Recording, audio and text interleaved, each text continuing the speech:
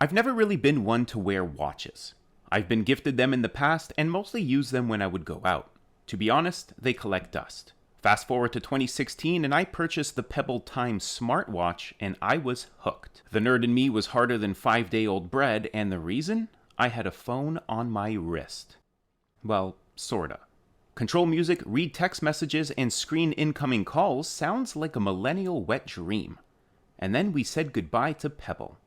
2019 rolls around and I replaced the Pebble Time with the Fitbit Charge 3. So long music control, but hello heart rate sensor. Since this was during my weight loss journey, I was able to stay more focused on my workouts and sleep. Nifty. However, nearing the end of 2021, the screen brightness was toast and the vibrator stopped working. I feel you on that one, ladies. Now that I moved over to the Apple ecosystem, I wanted to give their wearables a try. Sure, they were late to the game in 2015 with the Apple Series 1 watch, but maybe that was for the better. What's up, everyone? I'm Jonathan from Jopa Tech, and if you haven't subscribed to my channel already, do so by clicking that big red button below. If you already subscribed, thank you so much. Now, without further ado, let's go ahead and check out my review of the Apple Watch Series 3 in 2022. Announced and released back in 2017, the Apple Watch Series 3 not only solidified the fact Apple did not want to call them iWatches, but it is the first series to go beyond 4 years of updates. My Series 3 is the 42mm GPS version currently running the latest Watch OS software 8.6. Powering the watch is Apple's S3 dual-core CPU paired with 768MB of RAM and 8GB of storage, with 16GB on the cellular version. The Retina OLED screen is 1.65 inches and can reach a max brightness of 1000 nits. So far, I haven't had any viewing problems when outside here in Canada, but for the most part, it's either been really cold and cloudy with a sprinkling of scorching hot sunlight. Providing juice to the watch is a non-removable 341mAh lithium-ion battery which Apple claims can get 18 hours of use. I have my raise to wake function turned off just so I can get a little bit more life out of it. Even with raise to wake turned on, I'm still getting a full day and then some, but I'm not a heavy user since my job has my hands dirtied up all the time. I charge the Series 3 every other day, which might be a deterrent for some, but for me, I don't mind taking off the watch for a little bit and giving my skin a chance to breathe. Speaking of the epidermis, the provided band with the Apple Watch Series 3 is silicone and actually leaves a little red mark on my skin. It doesn't hurt, it doesn't itch, it's just there. So there are a lot of cool features on the Apple Watch. It has everything my Pebble and Fitbit had, and more. First, the music. If you've seen my other reviews, you know I love listening to music, as most functioning non-AI human beings do. I am a Spotify user, and I was blown away with how intuitive the controls on the watch really are. You have the normal music control options on the middle screen. Swiping to the left shows the current album or playlist of songs you are listening to, and swiping to the right shows your recently played list, downloads, and library. The digital crown adjusts the volume when on the main music control screen, and it's a nice touch. Second, communication. My other wearables had the ability to read text, send quick responses, and see who's calling. The Apple Watch, on the other hand, can send text messages and accept calls right there on the watch. As long as I'm near my iPhone, I can respond to text messages by drawing on a digital pad, or I can dictate what I want sent. Swear words f***ing included.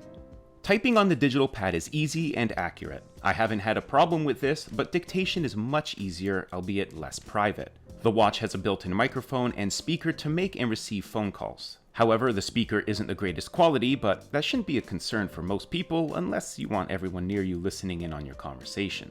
Third, the health features. Yes, the Apple Watch Series 3 is using older tech in the heart rate monitor, and it doesn't read your blood oxygen or have an ECG function. If that is a main concern for you, I'd look at a newer series Apple Watch. Other than that, the heart rate sensor works great for me. As for steps, sleep tracking, and workouts, the Series 3 does an excellent job at keeping me motivated and moving, and does what I need it to do. The last feature to blow my mind is using the Apple Watch as a viewfinder for when I'm filming my YouTube videos. Having the ability to start and stop recording my videos on my wrist is pretty cool.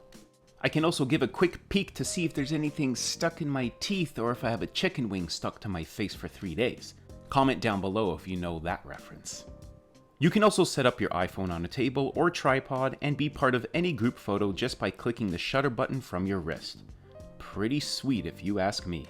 Now for some not so cool features, because not everything is perfect in this world, like governments. As I mentioned before, the battery life isn't the greatest.